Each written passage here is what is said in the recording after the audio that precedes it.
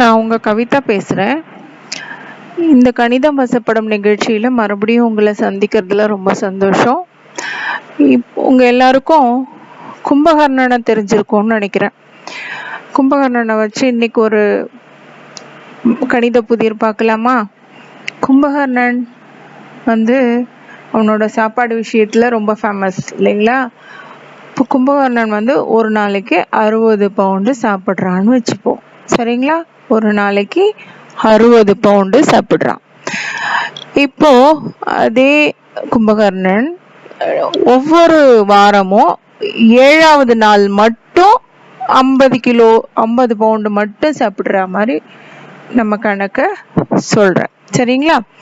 இப்போ ஒரு நாளும் 60 பவுண்டு, ஆனா அந்த வாரத்தோட 7வது நாள் மட்டும் 50 பவுண்டு தான்.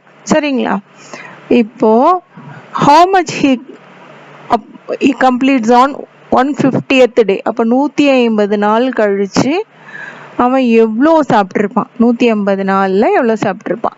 ஒரு 7வது நாளும் அவன் என்ன பண்ணுவான்? 50 பவுண்டா ஆக்கிடுவான். ஒரு நாளைக்கு 60 பவுண்டு சாப்பிடுவான்.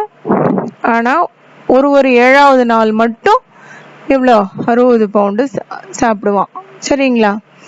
இப்போ ஒரு நாளைக்கு 60 பவுண்டு, 7வது நாள் மட்டும் 50 பவுண்டு, அப்படின்னா மொத்தம் 150 நாள்ல எவ்வளோ சாப்பிட்ருப்பான்?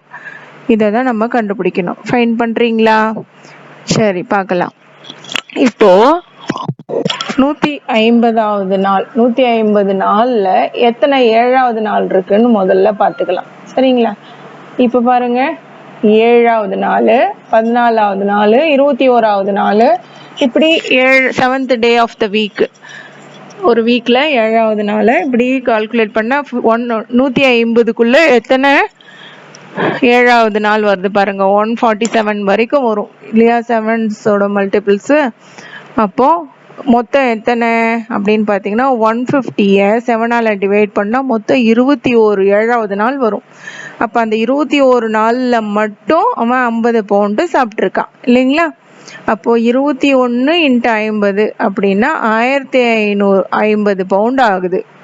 1050 பவுண்டு அந்த 7வது நாளில் மட்டும் சாப்பிட்டது. அந்த 21 7வது நாளில் அந்த 150 நாளுக்குள்ள சாப்பிட்டது.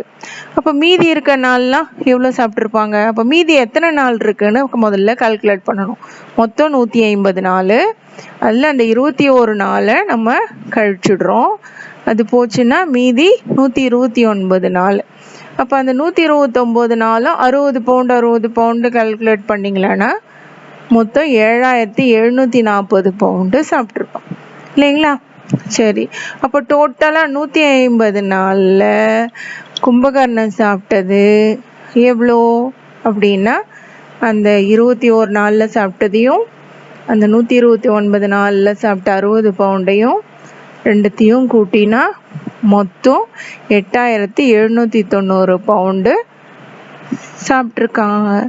சரி, நான் கண்டுபிடிச்சிட்டேன். நீங்கள் கண்டுபிடிச்சிங்களா? இந்த விடையை நீங்களும் கண்டுபிடிக்கணும்.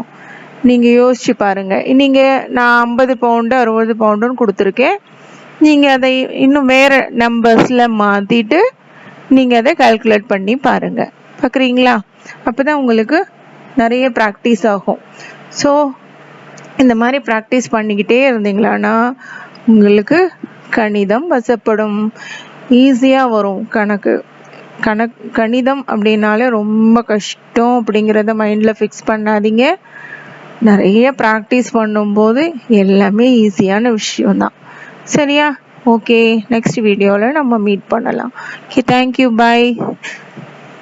Thanks for seeing this.